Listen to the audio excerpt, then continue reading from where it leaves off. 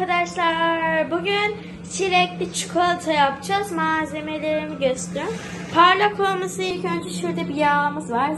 Zeytinyağı. Ondan sonra da çileklerimiz var. Yıkayacağım da. Şurada bitter çikolatası var ama isterseniz sütlü çikolatasını haberiniz olsun. Ben şimdi o sırada çilekleri yıkayıp geliyorum. Arkadaşlar şimdi ben kettle'da suyu kaynatıyorum. Durdurayım. Kaynattım. Çikolatayı böyle koyuyoruz. Ama kettle açık olacak. Ondan sonra erimesini beklerken böyle karıştırıyoruz.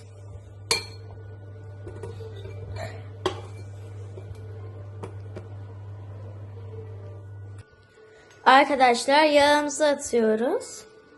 Şimdi çikolatamız eridi. Biraz daha erimesini bekleyeyim. O sırada ben de karıştıracağım.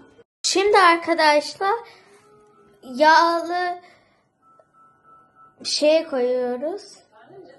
Kağıdı.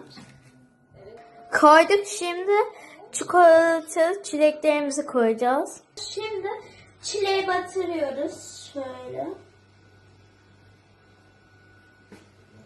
Batırayım. Batırdıktan sonra biraz üstünde kalanları alıyoruz. Şimdi yağlı kağıda koyuyoruz. Şunu da yapıyorum. Şöyle.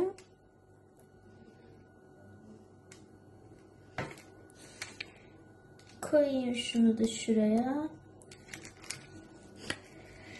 Tamam, bunu da yapalım. Siz istediğiniz kadar yapın. Ben bu kadar yapacağım. Şöyle.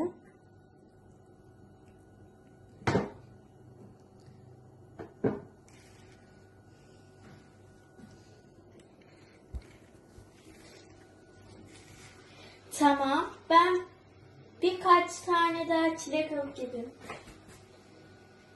Tamam, ben alayım. Şöyle. Çikolatamızı yine bandırıyorum. Şöyle. Bu işlemi tekrar yapacağız. Şöyle. Tamam. Şöyle.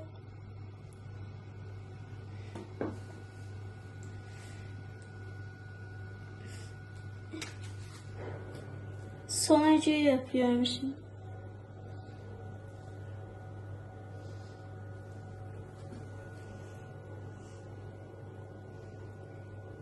Tamam, şimdi şu çikolata çileğimizi de koydum. Şimdi bu çilekleri alıyorum. Buzdolabına atacağım ben bunları. Şöyle.